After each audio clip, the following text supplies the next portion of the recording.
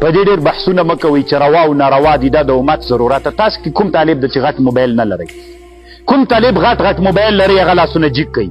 څوک چې لرئ غټ یا هم دلته نه دي راوړي یا بېله مسله ده. کوم طالبان غټ موبایلونه لرئ؟ اوس یې کوم نه لرئ؟ په شمار خلک دي که دوی نه لري. دا خو اکثره واړه دي پکې. زړه خو یې ده چې واخلي کېدی شي اخیستی به یې نه شي، اقتصاد به یې کمزوری وي. ښه طالبانو ورونو اوس زه تا نه پوښتنه کوم چې غټ موبایل اوس نبی صلی الله علیه وسلم وایي په بدن کې یوه ټوټه ده چې دا صالحه سي. څوک صالح کېږي؟ که دا پاسېده سي ای طالبانو ورونو خیر ده د نوي عصر علماو خبرې واورئ. دوی ملحدین نه دي، دوی د اسلامي امت د نن حالت درکولی سي او نن حالت درکوي.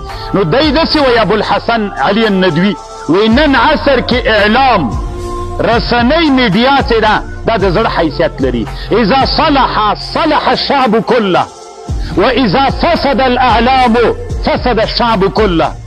که میډیا طالبانو فاسده سوه ټوله میډیا مو کفر ته ورپرېښودله، رسنۍ مو چا ته ورپرېښودې؟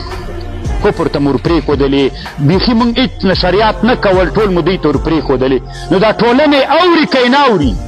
چې تاسو بزرګانو کې په 90% اوري، نو عام انسانان به څنګه کوي؟ اوري که یې نه اوري؟ نو چې اوري نو هغوی دا خزانې به له چا نه ډکې سي؟ نو چې میډیا فاسده سي ټول راتلونکی نسل څوک کېږي؟ فاسد کېږي. او که میډیا ته موږ مبارزه وکړو د دوی د مبارزې نه د موږ مبارزه څوک سي؟ قوي سي. سم کار ورته وکړو، علمي کار ورته وکړو، دومره پرمختګ ورته وکړو چې د میډیا ټوله موږ د میډیا داسې کړو چې ټوله میډیا د پښتو د فارسي څوک صالحه کړو. چې صالحه مو کړله طالبانو راتلونکی نسل بیا څوک؟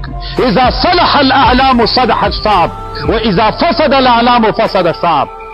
تاثیر پې کوي که نه؟ تاسو طالبانو ورونو تیر جهاد کې چې موږ تاسې دا هغه کوو څه ورته وایي دا رسنیز فعالیتونه کول، انسانان دې موږ څومره ملګري ول که نه؟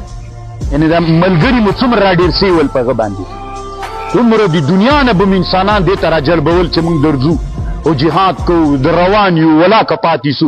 نو نورې دنیا کې به انسانان په هغه د رسنیو له لارې نه داسې په جذبو راغلل، په انقلابونو به راغلل. دا اوس کوم جهاد چې روان ده که نه پوهېږئ؟ خو نو که دې کې دا رسنۍ تر ګل کوي طالبانو جهاد ګل کېږي، قسم کوم ګل کېږي. خو که څومره چې رسنیز فعالیت ډېر ورته اوسي هغه جهاد نورم ګرمېږي. د الله په خاطر وکوئ. ای علماو دغه نارې چې روا ده که ناروا موږ ته معلوم ده. تاسو د امت حالت وګورئ، د امت راتلونکی 50 کلنۍ حالت وګورئ. که چېرته میډیا کفر ته ورپاتې سي اذا فسد الاعلام فسد الشعب كله. ټوله ټولنه به ګوره درنه لاندې سي. بیا د ټولنې تا واک ته نه راځي چې ټولې دښمن خبرې ورته کوي. او که چېرته دا صالحه سي صلح الشعب كله.